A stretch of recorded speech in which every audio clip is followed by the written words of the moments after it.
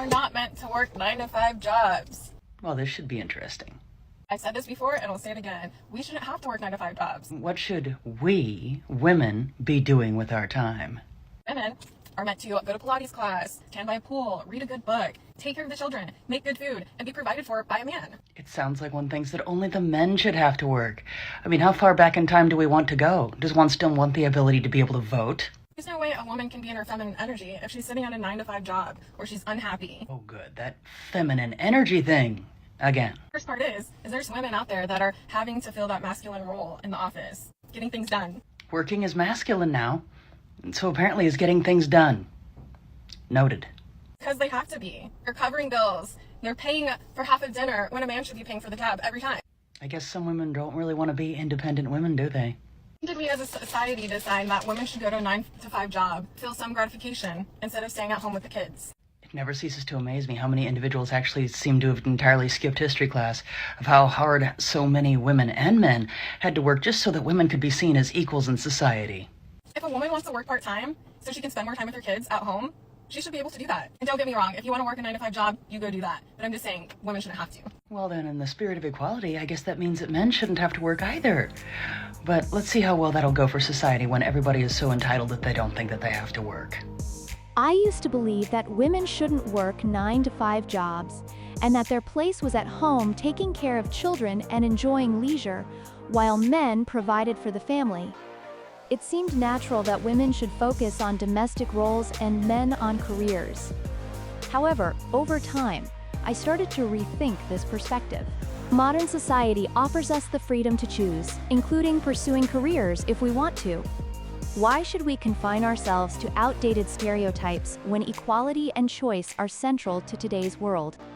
I now see that supporting traditional roles and striving for equality aren't mutually exclusive.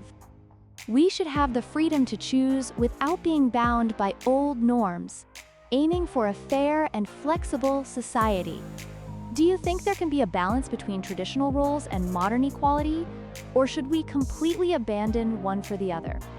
Men want attention and will do anything to get it, just like a child. Let's correct that statement, okay? Some people will do anything for attention and do anything to get it. They will be good to get attention and they will be bad to get attention. It's almost like that's part of human behavior. Stop answering to men when they make childish or pandering or accusatory statements. Does one mean like this one? Responding to someone who has interrupted a conversation that they aren't even invited to is like saying it's okay that they're there. Well, that's nice, but I'm definitely interrupting this conversation. Ignore, delete, block, whatever you have to do to not trigger a cortisol or endocrine or any kind of response in your body. It's about you. Now there's a radical change in priorities. Everything is about the individual and their feelings. The less that you acknowledge that it's happening, the more that it becomes background noise and the more that it literally just doesn't even exist anymore. But yet, here's a post about it. But for women to recenter and heal and decenter men and not consider them to be a part of blah, blah, blah, blah, to not consider them, they aren't invited to this piece of ourselves that is working on ourselves, that is working on us being the center. Yet, ironically, one is still centering men in this conversation. And no amount of good behavior or bad behavior or tantrum throwing or gesturing is going to get precedence over me and my well-being. Once I'm centered in that space, I'm willing and able to listen to anybody. Just a thought here, but perhaps the best way to get others to listen to what one actually has to say would not be to start out generalizing a group of people just for the sake of grabbing their attention, and then perhaps one's words might actually carry more weight.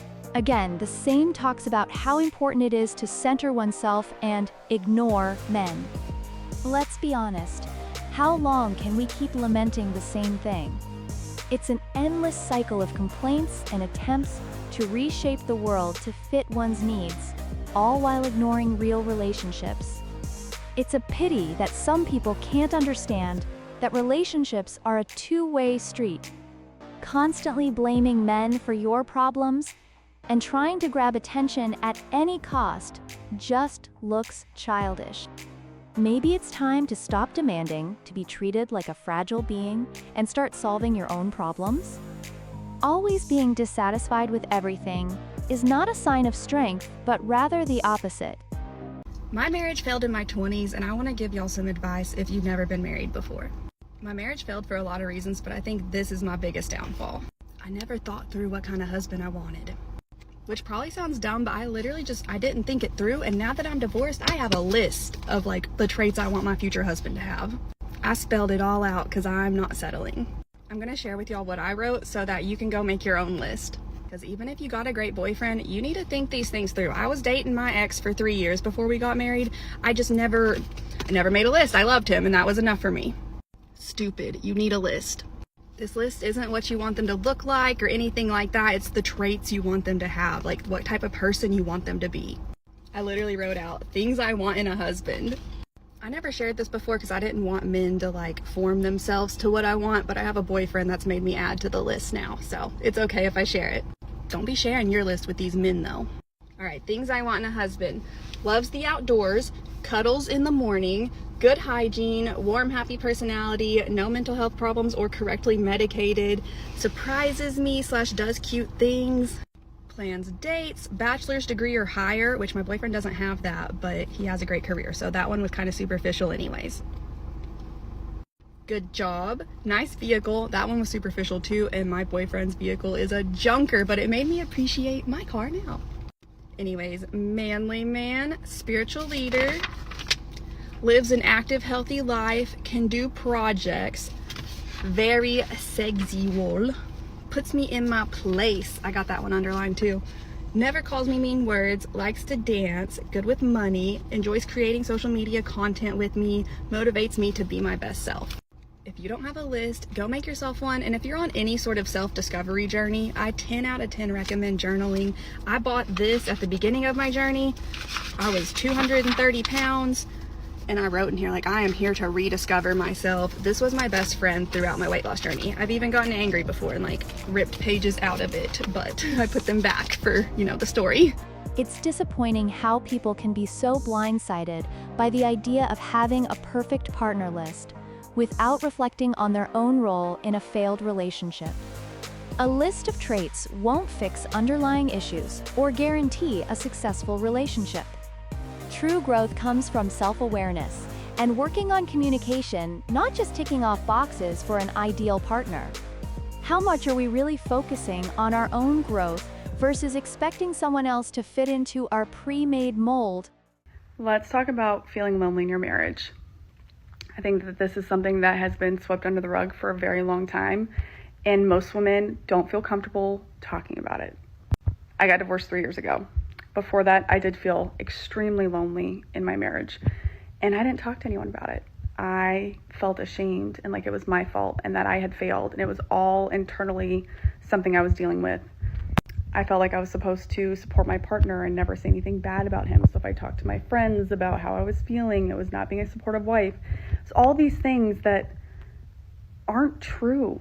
As women, we deserve to be supported and loved and taken care of, no matter what stage you're in, no matter how old your kids are. So just know that you deserve that. You deserve to be treated well and loved and supported, and that being lonely in your marriage is not okay. Work on it if you want to work on it. Leave if you want to leave, but know that you need to talk to people and that you will get through this one way or another. Relationship driven by their emotions without considering the consequences. Women claim men haven't matured as quickly, but that's not accurate. Men usually move past the initial infatuation to commitment and responsibility, while women struggle to leave the excitement behind. They desire the same attention they got during courtship and try to relive their single days filled with suitors and excitement. But post-divorce, reality hits hard. Their prime has passed, men see them differently, and they might become single mothers without financial support. The fantasy of excitement turns into a harsh reality. Say this, and I am going to pin this to my profile. When I say that I am a single woman and I am happy, this does not mean that I don't like relationships, that I hate relationships, that I don't see the benefit in relationships, or that I never want a relationship. It just means that I am single and I am happy, and I am not going to place everything on finding a partner. That is it. That is all it means. Cow. How is it so embedded in your brains? You have brain rot from the association that single women must always be miserable in the incessant pursuit of a relationship to find worth and value and meaning in this world.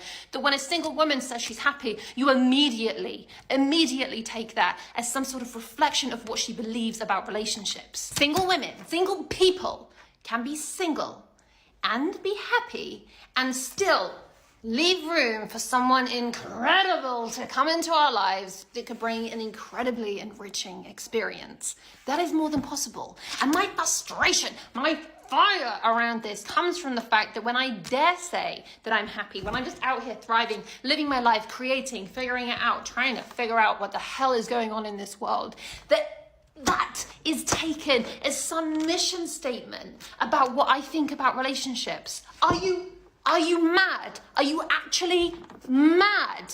Because there's no correlation between the two at all. Embracing your life for what it has to offer you today is the number one way to just be happy instead of living in constant want. I do not promote being in a relationship as better or being single as better. I promote the idea that you choose for you what is best and I will choose for me what is best. And then we respect the differences between us on our own individual journeys. Is that so hard to grasp? And as much fun as it is to talk like this, what I want to say is that loving, healthy, supportive, mutual relationships, 10 out of 10, back that horse, ride it all the way into the sunset, 100%. But also know that your life has so much to offer, whether you are in a relationship or out of a relationship, whether you have that or never find it at all, you have so much to discover. It's frustrating how many still can't understand that being single and happy isn't a paradox. Just because I'm content on my own doesn't mean I'm against relationships or that I'm missing out. I'm living my life fully without letting the search for a partner define my worth. The belief that single people must be perpetually unhappy and desperate for a relationship is deeply rooted. When I say I'm thriving alone, it shouldn't be seen as a judgment on relationships. I'm simply enjoying life now, and if love comes along, that's great, but not the center of my existence. I can remember when I told my ex-husband I wanted a divorce. It was December 2019, and he was completely shocked, completely caught off guard, like dumbfounded, devastated, everything else. But the month before that, November of 2019, I remember very clearly having yet another talk with him about how unhappy I was. But this particular conversation, he was in his man cave room playing video games, which was like his favorite activity. And I go walking in and I tell him, like, I really want to talk about our marriage. Like, I'm not happy. It feels like we're roommates at this point and I don't really have a partner, blah, blah, blah. This man was wearing his headphones because he was playing with a friend and they like talked to each other. He didn't even take his headphones off. He just pulled it off his right ear. This is almost 4 years ago now. I can still remember he pulled it off his right ear and he didn't pause the game or stop playing. He continued to play a video game while his wife was standing in front of him, telling him how unhappy she was in the marriage. And I remember when he said to me something about like marriage being forever and whatever, and I said to him, well, maybe some marriages aren't meant to last. And he got so mad at me for saying that, but he didn't stop playing video games to have the conversation with me. And if that doesn't perfectly sum up why I divorced this man, then I don't know what does. And I feel like this is a very common trend. I hear about this type of stuff a lot, where the wife had expressed her concerns for months or even years, and then when she finally says, all right, I've done everything I could do, I want a divorce, then the husband's like, what do you mean? What's happening? I love you. Please don't leave me. Please don't take my kids from me. It's like, bitch, you should have put in effort. You had the opportunity. We give you so many opportunities to do the right thing. You chose not to. This is now the repercussions of your actions. Am I wrong? It's unbelievable how some people just don't get it. Ignoring your partner's feelings while you're lost in video games isn't just thoughtless, it's a huge sign of emotional immaturity. When someone is telling you they're unhappy and you can't even bother to pause your game, that's beyond disrespectful. Then, when they finally decide to leave and you act shocked and desperate, it's just pathetic. If you can't put in the effort and care when it matters, don't act surprised when they walk away.